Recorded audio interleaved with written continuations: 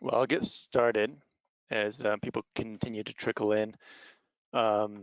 This is the first, let's see, this is the first webinar from the Building Data Exchange Committee of IBPSA-USA.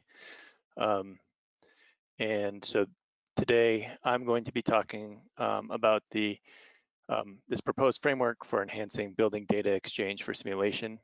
It's based on work that Tim McDowell, myself, Chip Barnaby, a good number of other people have been working on in the context of the ASHRAE Standard 205.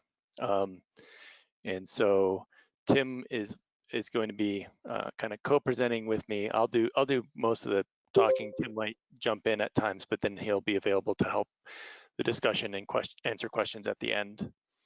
So yeah, with that, I guess we'll jump right in. So as this is the first presentation from this Building Data Exchange Committee, I wanted to just kind of give the introduction to this committee. This is the purpose of the committee as approved by the IBPSA board. This committee was constituted to provide an inclusive forum to collaboratively support tool-agnostic data exchange through the development of consensus-based data models. And if you can mute as you join, that'd be great. So consensus-based data models for the design, analysis, and operational performance of buildings, and to participate in related industry forums and standards committees to encourage open information sharing in the development of pertinent data infrastructure for buildings. So this committee was formed recently. It started, I think we had our first meeting in May, and the chair is Sagar Rao, who is also on this call. And we've had, what, 2 or 3 meetings since then, so it's relatively young. The idea behind this committee is that we can form consensus with balanced stakeholders, similar to what's found in the ANSI process, although with the way IBPSA-USA is structured, it's not as restrictive as the ANSI process, but you can see the members of the committee here include several software tools that are in the building performance simulation space, many practicing engineering firms that use building energy modeling and building performance simulation, and then a lot of tools that are a lot of companies that do consulting, and actually there's pretty gray lines across all of these kind of groupings. You know, a lot of these tool companies will do software development and consulting. So there's kind of a they all kind of fit together into this overall area of interest in supporting building performance simulation. And then on the bottom here, we have some of the organizations that inform standards and codes development, as well as certifications, people that are impacted in many of the use cases of building performance simulation. So many times when I discuss, or when I hear people, or when people hear about this committee for the first time, actually in 3 independent circumstances, I've had people respond with the same exact response, which is this exact comment from XKCD. So this, so the situation, there are 14 competing standards. 14, that's ridiculous. We need to develop one universal standard that covers everyone's use cases. Yeah, let's do it. And soon there are 15 competing standards. So, you know, this is definitely true for things like, you know, whatever you're using to charge your phone these days. But I think that there's one specific thing that is unique about this scenario, is that most of these competing standards are actually independently developed self-standardization. It's not developed in the context of a greater stakeholder group with balanced interest and a collaborative consensus process. And that's what we're hoping that this committee can do differently. Speaking of standards, there are a number of building data exchange standardization efforts currently ongoing. There are the one that's probably on this list that's been going on the longest is ASHRAE Standard 205, which is still preliminary. It's in one of its final rounds of public review before it gets published. That standard is focused on HVAC&R performance data, and that's chaired by Chip Barnaby. I'm the vice chair of that standard, and many people on this call are also involved in that standard. ASHRAE also just started another standard, 229P, which is the rule set modeling report. It's the actual standard is rule set testing and verification. So rule sets being for compliance and setting baseline buildings and the like. But there's a subcommittee where that will have very close interface with this the IBPSA-USA Building Data Exchange Committee that's working on the reporting schema for that. So Supriya Goel at PNNL is the chair of the committee. Jason Glazer at GUARD is, I believe, the vice chair. And Jason, you can correct me, but Jason is also the chair of the schema working group that's working on that. I think Jason's on here, yes. So then within the IBPSA-USA Building Data Exchange Committee, which is, as I said, is chaired by Sagar Rao from Affiliated Engineers. There are 3 working groups. The Data Modeling Working Group, which is chaired by Corey Mosselman from NREL.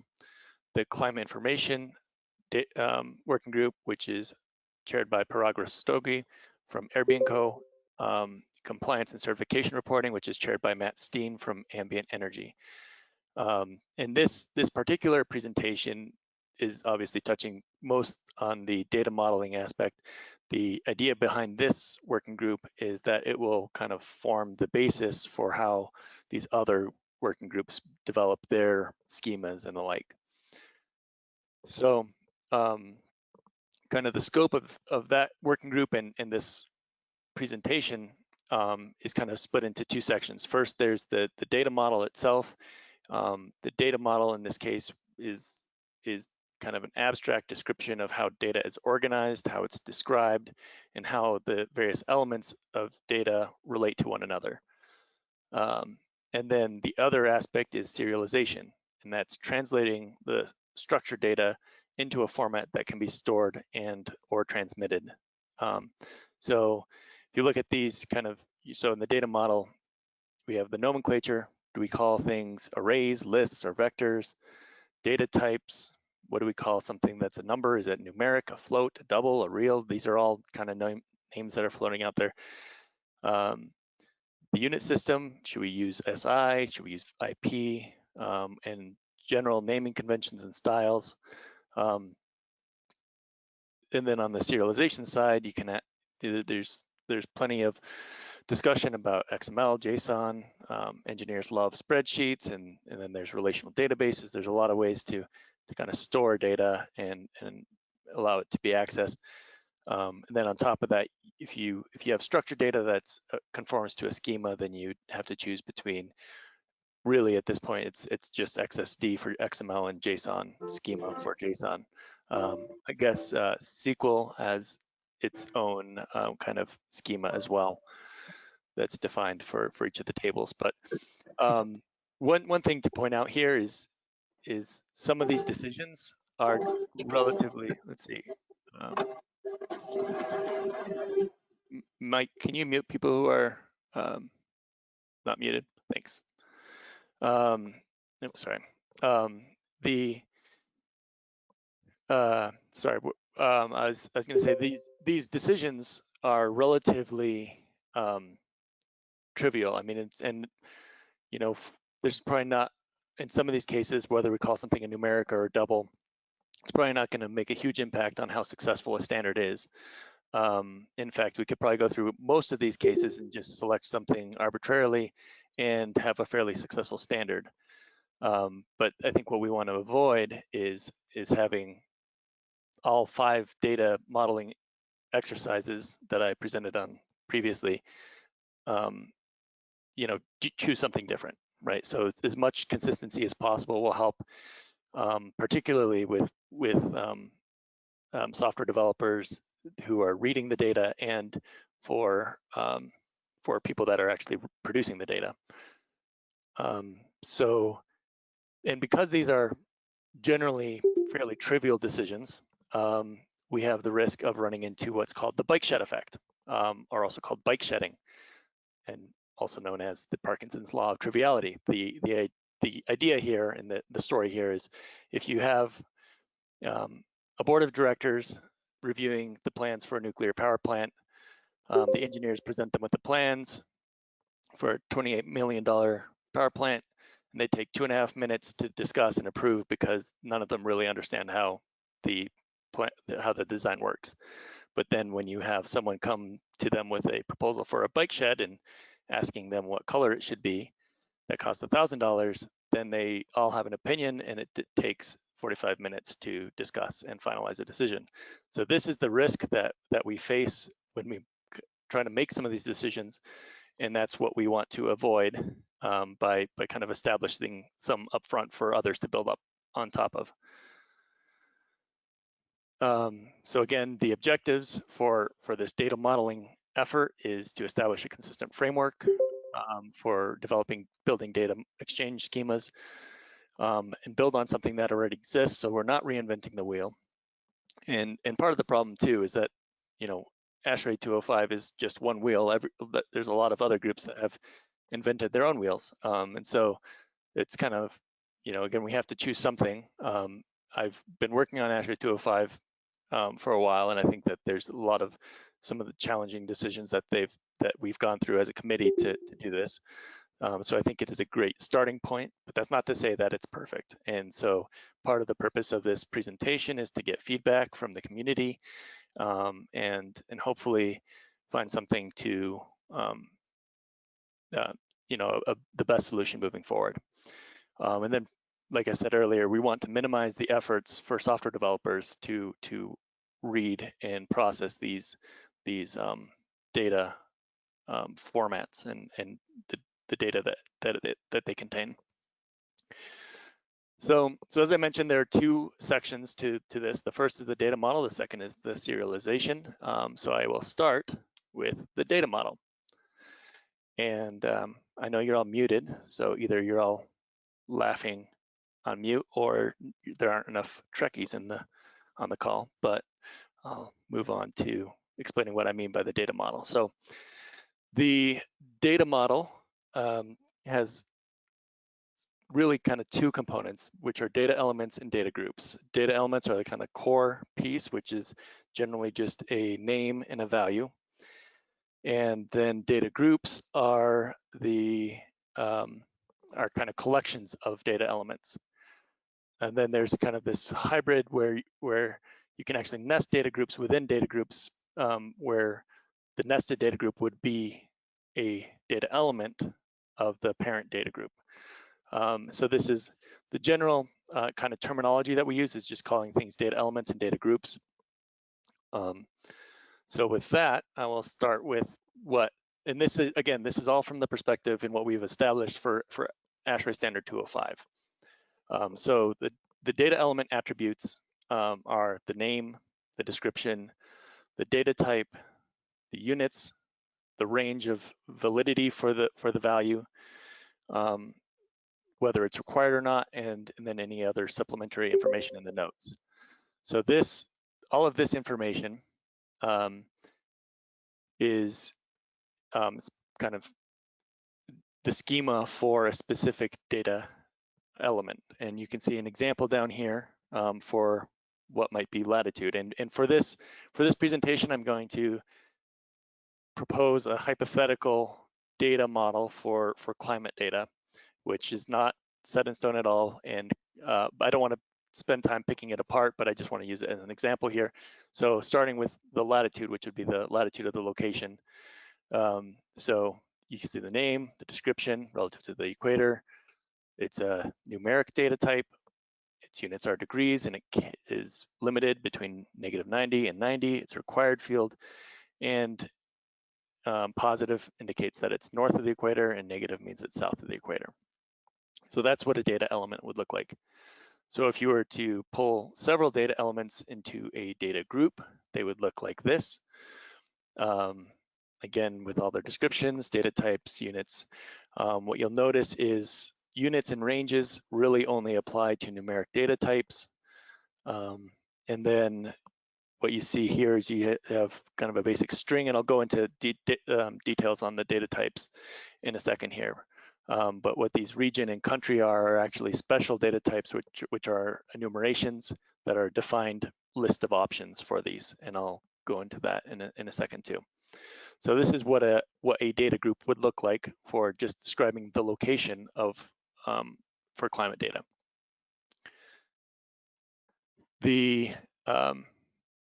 So that going back to the data types, we have fundamental data types, which are an integer, numeric, Boolean, a string, and a null. Most of these are pretty self-explanatory. The null one is probably the most confusing, and this is something that we've used in 205 in particular cases where data is required, like a HVAC manufacturer is required to provide data, but there's maybe a scenario where that providing data for something wouldn't make sense. If we want to go into that, it's a pretty niche case. We can discuss that later, but it's fairly rare that that happens. So, and then if there is a null, you want to say what is for the data type, you would say what is the general data type for it, and then you'd say /null, so to indicate that it could be null instead of just numeric. So then beyond the fundamental data types, you can also have specific strings.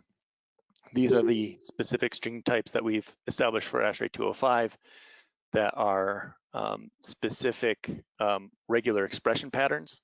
So this is a universally unique identifier, which is standardized, and most of these are very standardized formats. And you can see the same thing for a date, a timestamp, a version, according to semantic versioning, and then a pattern, which is itself kind of a regular expression pattern. And that's, so it doesn't have, the idea is that the string would be something that looks like this, basically. And we could build on this too. Specifically for the climate data, we might do something like this and have a specific string type for a WMO station number, because it has to be 5 characters, and I think they can actually be alpha. So that would be an example where you'd want to extend this. I mentioned enumerations earlier. An enumeration just has a name. So the name of this one would be country, and you could have the enumerator values be the 3-digit code for the country, and you could have like another in case something isn't updated in a new country forms or something. So, but this would just be an exhaustive list of what the options would be for the data that's provided. Then another kind of more advanced data type is arrays, and the way that we communicate an array in ASHRAE 205, and for this example, for the time series data that goes along with the climate data, it's just you'd have the data type within square brackets to indicate that it's an array, and then the second set of square brackets shows the if there's any limitations on how long that array can be. So in these cases where you have 1 ... that says you have to have at least one value, and there's no limit on how many values you can have. You could put 1.8760 if you were restricting it to hourly data for a year. But this would be something that would have to be discussed within the climate committee that reviews this. So that's what it would look like for a time series, the arrays there.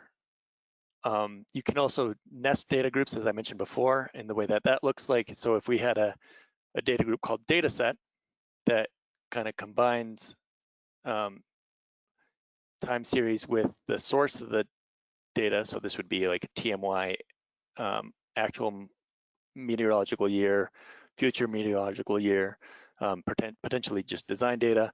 You could have a data set that would be specific to that. So you would tag it as this is the time series data corresponding to the TMY. So that would be one option. There's actually an alternative approach that could be used here. You could, instead of making all these data types arrays, you could leave them as singular values and then make the nested data group an array itself. So this would be one up to as many as you want values of that collection of singular values, if that makes sense. So that would be an alternative approach to modeling array data. So then if we could take this one step up and kind of tie everything together into a single data model for climate data, which would include the location and any number of data sets. So you can imagine, okay, here's the data for Boulder, Colorado, and I have a data set for TMY, design conditions, actual meteorological year from some future years, whatever you want. So you could have as many of these as you need. There's probably additional data that you'd have to put into this, but again, I don't want to spend a whole lot of time critiquing this particular data model. It's just to set up to show an example. So once you put this all together, you'd have a data hierarchy that looks kind of like this, where you have the top level is the climate data, which below that you have a location with several data elements within it that we looked at. And then you'd have data set, which has the one data element that describes the data source type, and then the time series data below that.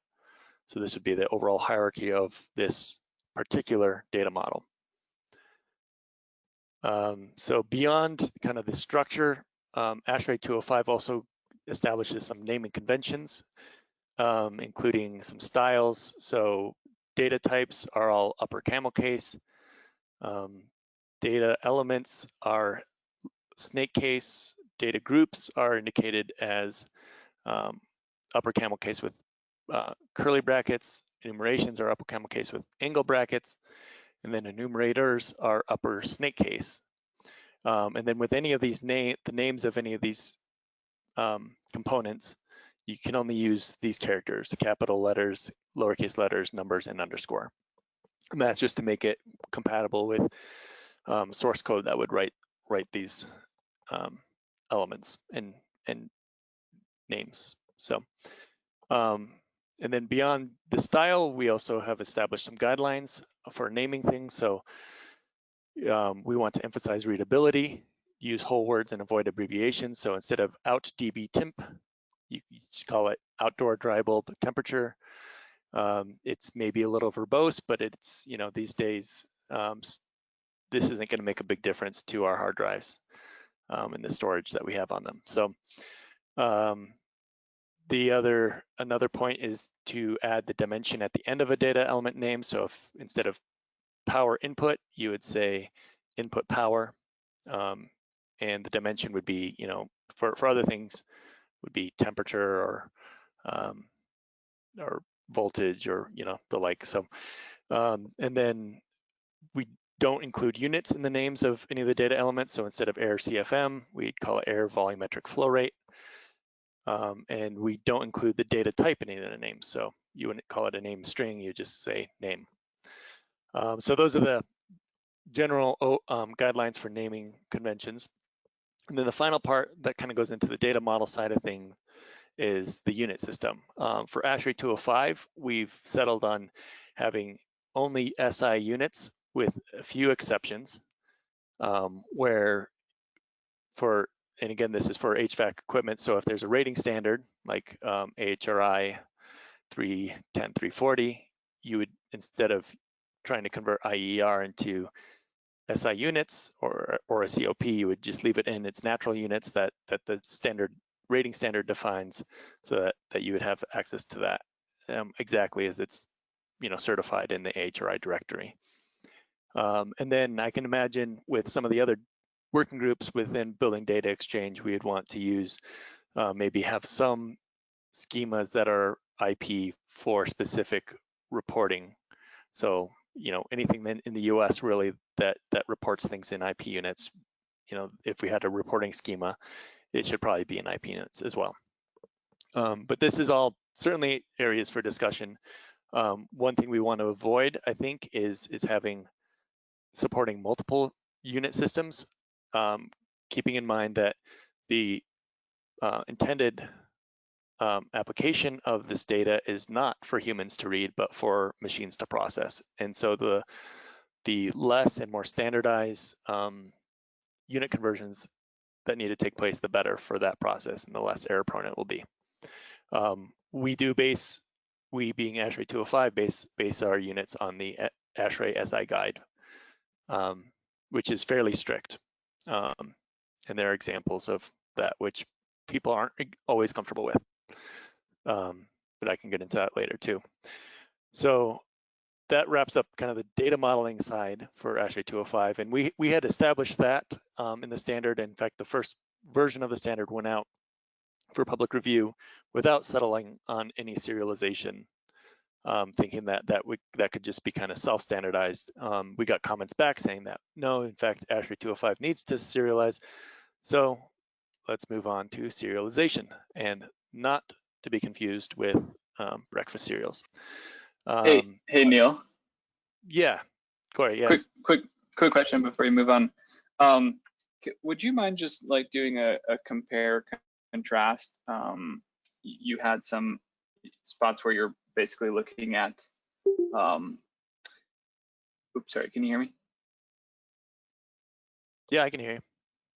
Oh, okay, sorry. You showed that one slide that kind of had the climate data model, let's say, wrapped up in like in a bow. Can you, I guess, compare like your terminology and stuff with what would be considered like UML approaches to doing this? I know for the facility smart grid information model that ASHRAE put out, they kind of did it all UML based. GML has done a lot of stuff just as. Sure. I guess a couple of things. I would like to try to keep questions to the end, but this is a good one, and I'll address it now. I meant to say that up front, but just to make sure we can get to the discussion at the end and through the slides. But to answer your question is, we had at some point wondered, like, hasn't someone done a lot of this stuff before and coming up with these names? We looked at UML. UML is pretty complicated and has a lot of requirements. We didn't spend a whole lot of time looking at it before we decided, you know what, what we've come up with is pretty nice and concise and simple, and it's pretty easy to understand. So that's but let's come back to this and we can discuss it at the end, because I would be interested to know if other people would have a similar thought. Like, it's a lot of this has been done before, and there's other ways to do this. Maybe we should move towards that instead. But yeah, I think that's a fair question. So cool. Thanks. Is that okay? Cool. Thanks. Okay. So now that you're all hungry for breakfast cereal, I'll dive into this. So if you look up serialization formats on Wikipedia, there's just a couple of them out there. But really there are two that really are heavily used. And those are JSON here and XML. You're not intended to read this list, obviously, but I just wanted to illustrate how many of them are there out there. JSON and XML are probably the most prevalent. And what I'm going to do here in this presentation is basically make the argument for JSON. And I know some people feel strongly about the other way, but hear me out and we can maybe discuss at the end if people really want to. So if for no other reason, I guess initially we can look at just the popularity of the two formats. XML was hugely popular in the early 2000s, but then I think with the advent of application programmatic interfaces that basically take and provide JSON, and obviously the prevalence of JavaScript on web. This has the support for JSON and the interest in JSON has increased incredibly. And you can see the waning support for XML. So this is, this shouldn't be the determining factor, but it's certainly something to consider. On top of that, if you go back to this list, there's this column here that says based on, which I'm sure I don't think any of you can read, but if you look at the list here, you see all the red ones here are all based on JSON. The blue ones are all based on XML. I pulled those out into separate lists here. And you can see, XML, I actually have maybe heard of SOAP, but I haven't heard of any of these others. JSON has spawned several other kind of variants. A lot of them are binary serializations of JSON. And so you kind of get two families of serialization formats. And I think that there's a reason why there's a lot of formats being built on top of JSON, and that's because of its kind of the underlying data model paradigm for JSON is that it's built on two structures: a collection of name value pairs in various languages. This is realized as an object, record, struct, dictionary, hash table, keyed list, or associative array. And then an ordered list of values. In most languages, this is realized as an array, vector, list, or sequence. So this paradigm is actually very much in sync with the data model that we came up with independently for ASHRAE 205. So you have, a data element would be a name value pair. A collection of those would be a data group, and then we have the array capability as well. So it fits well there, but also this paradigm has kind of lent itself to some very efficient conversion. So if you take any of those formats that were built on top of JSON, converting between JSON and those other formats, let's just say we decide we want a binary format down the road, it's almost trivial to do this. So this would be some example Python code to load an input file in format XXX, whether that's JSON, for example, and then you dump it out to an output file in format YYY, which could be YAML, it could be CBOR, it could be any of these. This is very trivial. In contrast, if you wanted to convert JSON to XML, I just looked up this question on Stack Overflow. How hard would that be? These are all the things you have to keep in mind that aren't really consistent between the two modeling paradigms. And beyond that, there's an element of mapping to source code and mapping to the internal data structures in various programming languages. So again, my examples here are Python. I think a lot of people do use Python, but this is virtually the same across the board, whether it's Ruby. I think C++ might have a couple other challenges, but some of especially the scripting languages, it's very natural. So XML, if you wanted to convert XML to a dictionary, you have to write this function to do it. In JSON, you just open the file and it loads it into the native Python structures, which in Python are dictionaries for the key value collections of key value pairs and lists for the arrays or the ordered lists. So that makes it much simpler to work with from a programming perspective as well. So that's my argument for JSON. If people want to, we can discuss that at the end of the call too. So if we move on to schema formats, you have two options, and they really do come to which of these two the serialization formats you use. If you use JSON, you're going to use JSON schema. If you use XML, you're going to use XSD. And so for this reason, obviously, ASHRAE 205 decided to move forward with making the JSON schema a normative part of the standard. JSON schema itself is not exactly pretty. JSON has all these, you have to spend a good amount of time doing brackets, bracket matching to make sure everything's contained correctly.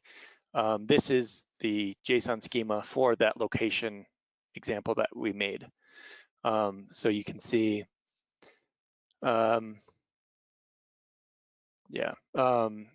this is exactly what it would look like. There's some weird things in here that I don't really like the references. So this would be a reference to the definition of the region enumeration and the country enumeration. And then you have, instead of having whether something's required or not in line with all the rest of the information, it's actually this extra list at the end that's kind of weird and awkward and not always easy to maintain, actually. But this is what we went forward with for ASHRAE 205. Now there are several use cases for a schema. The first one is definitely, validating that files conform to it and that they don't contain errors, they're not out of range, or they don't have values out of ranges, or the values are the right types. But then on top of that, and especially in these committees that are going to be working on that, we're going to be authoring schemas. So in authoring schemas, there's a couple elements to that. You probably want to be able to have comments in there so that you can help track what is going on in the schema.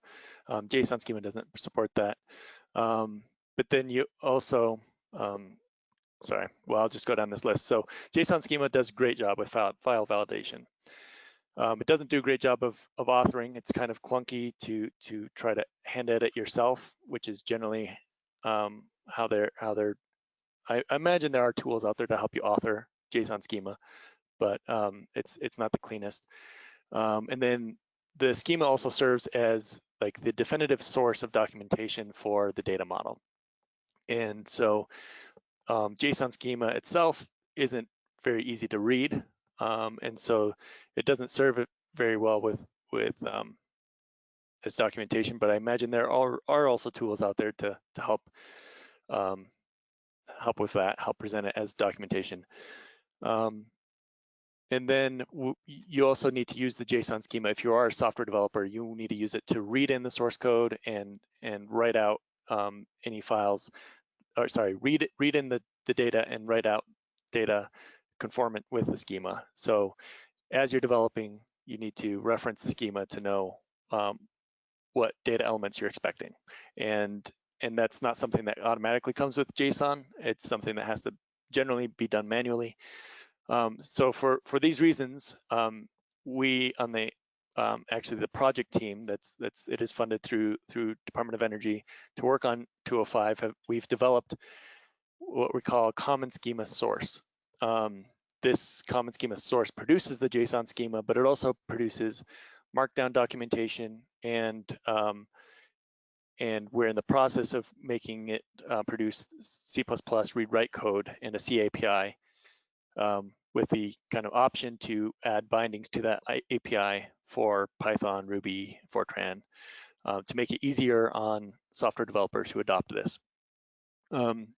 We decided to, instead of using JSON, we're now using YAML. And for those who are not as familiar with YAML, it's a little more human readable and human editable, and it allows comments. So this is the example again of that same data model for the location. You can see it just has, okay, it's an object type is data group, and these are the data elements: location name, region, all of the information you saw in the other one is pretty well laid out here. And in fact, we used this, I used this with the process we have to generate this JSON schema file and this Markdown documentation. For those who aren't familiar with the Markdown, it's just kind of a text-based format that can be used to generate primarily HTML, but it can be used to generate PDFs or whatever else. And you can see, so this kind of spits out from the common schema into this format, and then generates this. This is a screenshot of the HTML that it generated. So, and then finally, we're working on the C++ source code. So this is just the header file now for this location class. And obviously you'll need more to code generated to actually manage the reading and writing, but that's still a work in progress, but we're making good progress on that, and I think that we'll have something by the end of this calendar year to enable that. So yeah, so this is the YAML source schema. The idea then is that this would be easier for people to author. But there are still ways that people could potentially mess up, right? They could, they may not adhere to the naming conventions that we have established. We might decide that, okay, description is always required, and a data type is always required. And if someone leaves those out, the YAML doesn't know that, and you won't find that out until you try to actually run something with it that you don't have a data type. So what we've done is we've taken it a step deeper and created a meta-schema. And so this meta-schema is also written in JSON schema, and it validates the YAML file because, again, YAML can be kind of trivially converted into JSON. And so the meta-schema JSON schema validates the YAML file, which generates the JSON schema for ASHRAE 205. It sounds like maybe a convoluted process, but it really does help and save on redundant efforts of authoring the schema and the documentation. So then, and one other purpose of the meta schema is, we can enforce things like, what units are we using? While these are identical, it would be nice for them to be consistent in the document. So things like that. The units then become an enumeration that we maintain, and so that things are kept consistent. So the overall workflow then for what we have going in ASHRAE 205 is you author the common schema in YAML. That's validated by the meta schema. The YAML then generates Markdown documentation, the JSON schema, and the C API plus bindings in C or C++. The documentation can then generate HTML or PDF, and then the schema can then be used to validate instances of the ASHRAE 205 files. And in ASHRAE 205, we have kind of some toolkit capability to do translations that support JSON, CBOR, YAML. We even went through the kind of painful process of supporting XLSX because engineers love spreadsheets. But in this, if you write the translators, then you can support other formats, even XML, which maybe not that hard of a thing to do. So this is the overall workflow that we have working. I think the ultimate vision that we have is that maybe this kind of process can be standardized itself. Maybe we need to form a new ASHRAE or maybe a joint ASHRAE IBPSA data modeling framework standard for all these committees to reference. And as a bit of background, the data model that we start with, we actually kind of started with this guideline 20 documenting HVAC and our work process and data exchange requirements. That was kind of the genesis of the terminology we had, data groups and data elements. And so one possibility is to kind of reconvene a committee to modify this and enhance it so that it can be used more officially by these other groups. So turning it into a standard and making it less limiting in its title and scope. So that's something that we are exploring, we being mostly, well, Chip Barnaby, who is also one of the committee members for Guideline 20, but in communicating with other people who are involved in the TC that supported it. I know Nick Long was involved in this for a while, so there's some discussion going on with that. So in summary, we have the serialization format, and this is all for what we've decided with ASHRAE 205. We've decided to use a JSON-based. We're actually 205 uses CBOR as the normative file format because we wanted a binary format. And then we're using JSON schema generated from the YAML. We have the JSON schema meta-schema. The data model nomenclature, as I just mentioned, is these data elements and data groups that come from Guideline 20. We're using mostly an SI system with a few exceptions. We've established the naming conventions and styles, and we're investigating putting all of this into a new standard. So that is what I have. So yeah, I guess people can unmute now if they want to ask questions. Tim, is there anything that you want to touch on as my co-presenter? Well, just I think make it clear is that we see possibly making this a standard, but possibly with feedback and changes from other people involved in these other processes. So we sort of offer this as a starting point, but we're not saying this way or no way. Yeah, I think that's really important because there are certainly a lot of opinions, and there's people that are more informed on a lot of these things. Like, you know, the question Corey brought up, maybe there are other names that we can use or other things that we can build on instead of what we came up with from scratch. So I did see Eric Shad asked about an example of the meta-schema. I can show you. Let's see, is this going to work? What that looks like.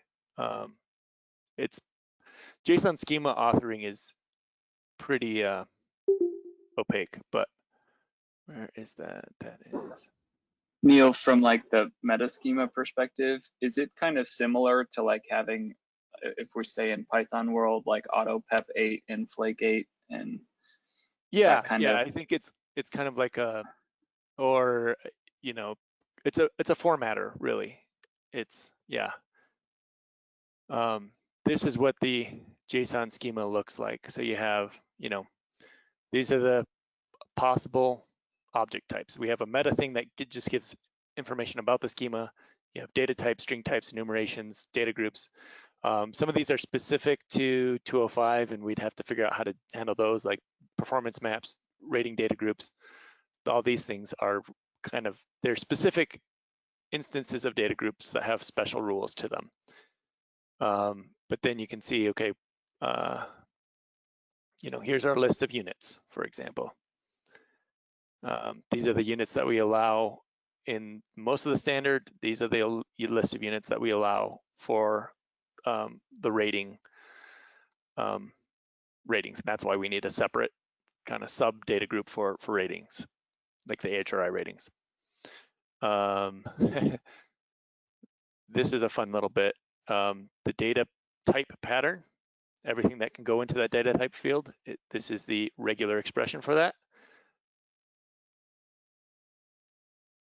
And if you believe it, it works. There it is. It's only, what, 1,000 characters long. So, yeah, so it's pretty actually small. It's 500 lines, and a lot of it is working around some of the nuances of JSON schema to get it to work. But yeah, I think a linter is a great way to think of it. So anybody else have questions or comments? Charlie Churchill here from LBML. What is the relationship between this and what we have in IFC and GBXML, etc.?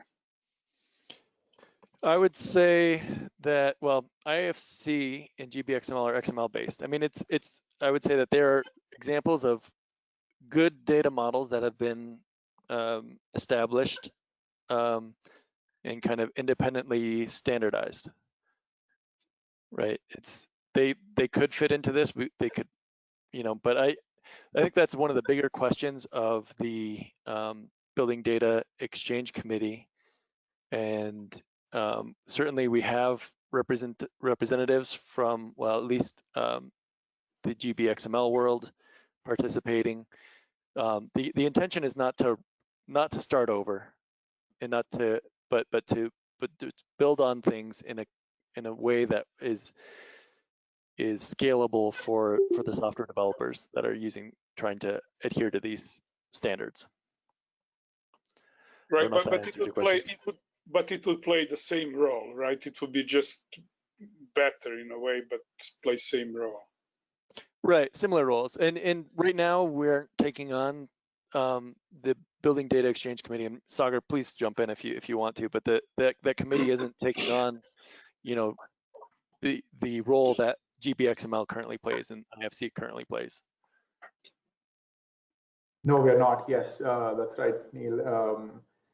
You did mention this at the beginning. So the two working groups that we have set up right now, in fact, sorry, three, are there's one which is data modeling. It is specifically designed to deal with high-level questions, as Neil mentioned, about data structures, data types, et cetera, and specifically address questions about schemas that may also pertain to other applications.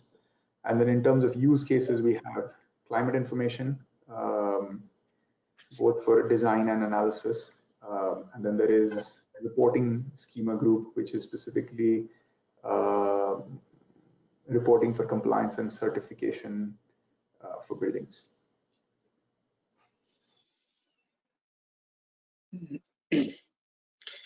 If I may ask another question, how do you envision handling rich data sets in this? So, for example,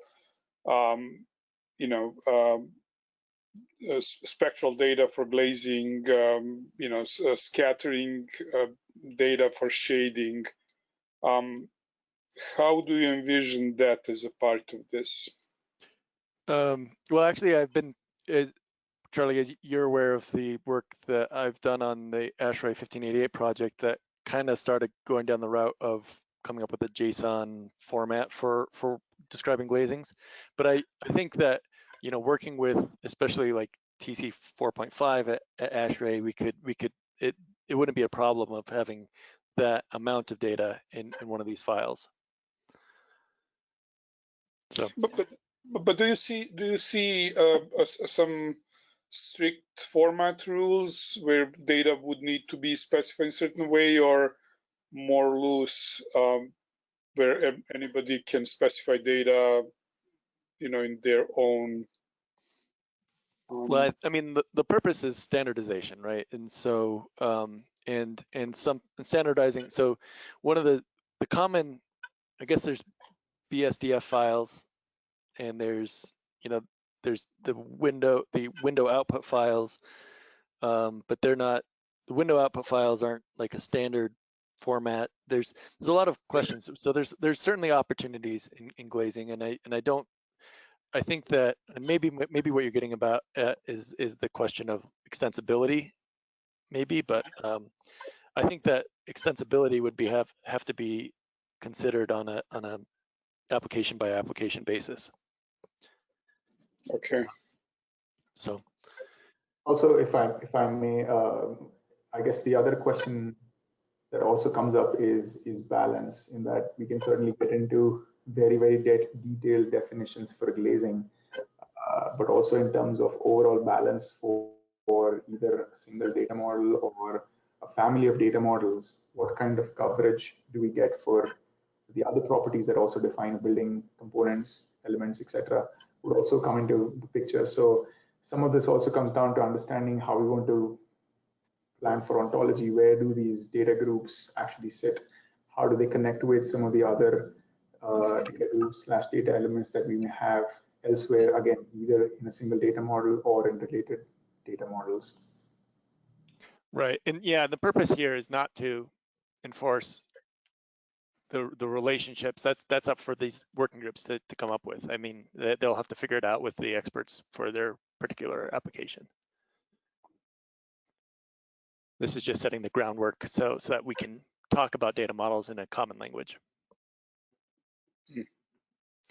I want to go back to Corey's question earlier, and kind of open things up for everyone.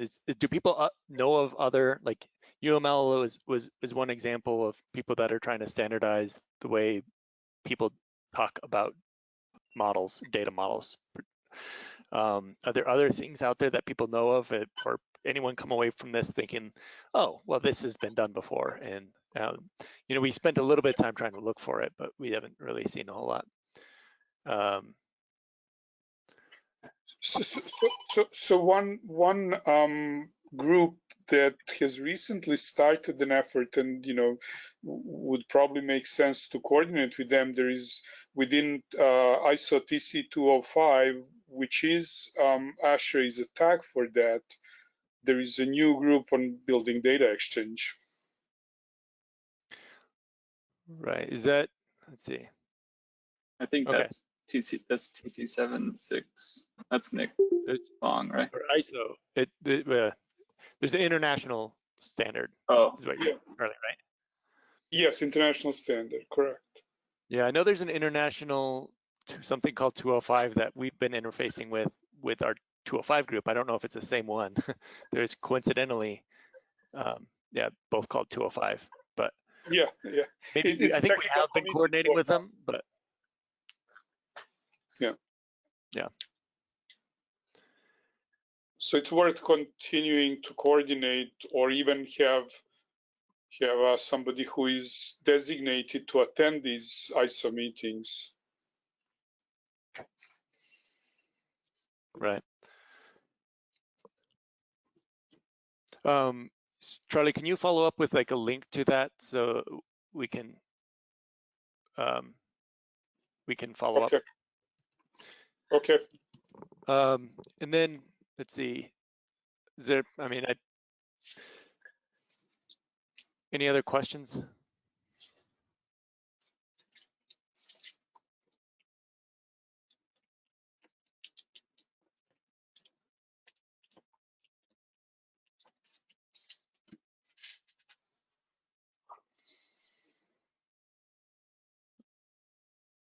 So everyone's on board with this then, sounds like. Neil, I'll put in like 2 cents real quick. We just did some work looking into the City GML conceptual model. I'm not sure if you've, I guess, heard about that. City GML 3.0. I'll drop a link to the chat, but they kind of took a similar route in terms of defining a basically conceptual model, and then they have additional basically like encodings, which is just serializations for the most part. So I think it seems to, let's say, make sense in terms of what other people seem to be doing as well. And then I guess the other thing that would maybe be interesting, I don't know if we have like any people who are, you know, really, I don't even know what they're called, like data modeling experts or information architects, or like what that role is, but it might be interesting to try to have some like external, you know, group kind of vet this in a sense, who's, let's say, not even in, you know, the buildings world, but is more in like a data modeling, like purely data modeling world, and just, you know, get feedback, because yeah, that would just be an interesting thing to look at. But thank you for the presentation. It was super helpful. Yeah, thank you. Hello, can I speak? This is Teo Armour. Can you hear me? Yeah, I can. Okay, so I'm almost what the last speaker was talking about. I write software. I used to work for Autodesk and whatever, but I'm a coder much more than I am a practicing engineer or architect. What I do, I'm the software builder and the maintainer and the developer for the GBXML viewer that is part of gbxml.org. And I've had a lot of fun with it, but what I've been doing recently is sort of building a GB JSON. And so what I think I'm going to do is I'm going to look at your schema and see if I can get the GBXML translated into your JSON and sort of begin to build a GB JSON that's a parallel thing with the existing XML. Now, does that sound like a fun idea? It sounds like a useful idea. I don't know if that sounds fun to me, but I'm glad someone's doing it. Okay, and so then what I would try and do is try and sort of get it validated against your schema. If you have a validator, then we could send the GB JSON I'm creating to your validator and see if it's kosher or, if it's cool or not. Right, right. Yeah.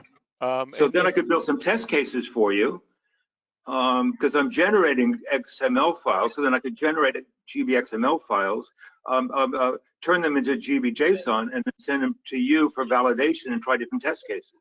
Right. Well, and what I might, I mean, maybe Teo, if you coordinate with Sagar and myself, and maybe we could find like a kind of a group to kind of review this with as well. Right. Right.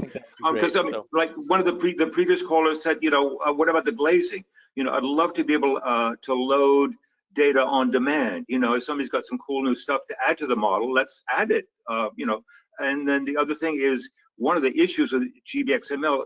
I've been given files that are 750 megabytes, and we load them. We load them in your browser. It's okay, but it takes a lot of time. One of the things I'm looking for is to be able to just load part of the file. We don't need all the the 750 megabytes just to get going. We want a fast user experience. So, thinking about ways of loading, only needing to load part of the data just to get going would be something to keep in the back of your head. Yeah. And I've been using things like JSON lines, which allow you to go just part of the file and load part of that or something like that, or attach a URL or something like that. But I'm really, really on board. I have a lot more fun with JSON than I do with XML.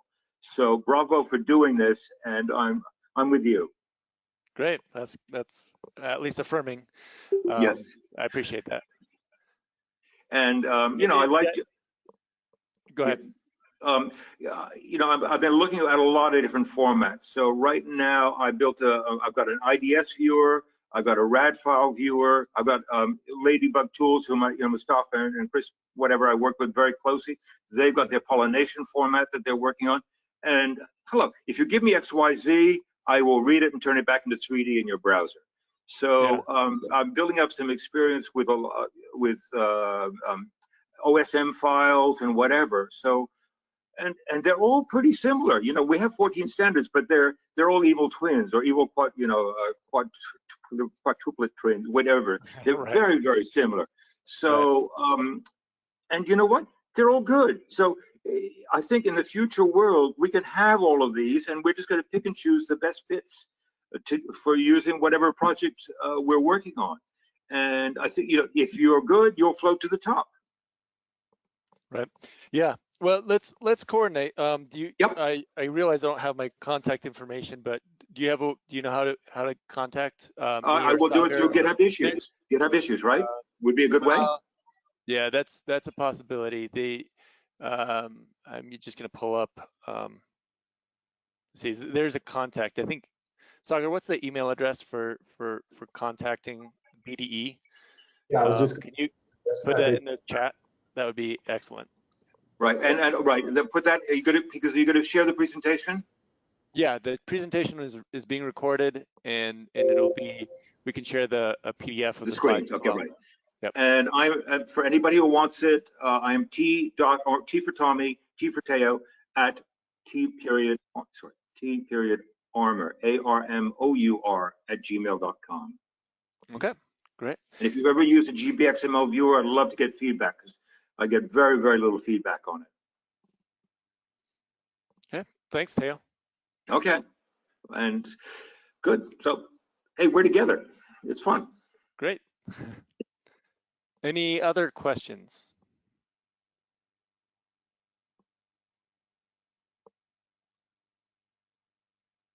Thoughts? Criticisms? Well, the link to BDE is in the chat window. Please copy it. If you think of something later, feel free to reach out. And Sagar and I will coordinate on responding and hopefully getting people engaged. So thank you all very much. Glad we had a healthy attendance. And are you going to share the presentation? Yes, we'll share a recording and the slides. So thank you. All right, thank you. Bye. Bye-bye. Thanks.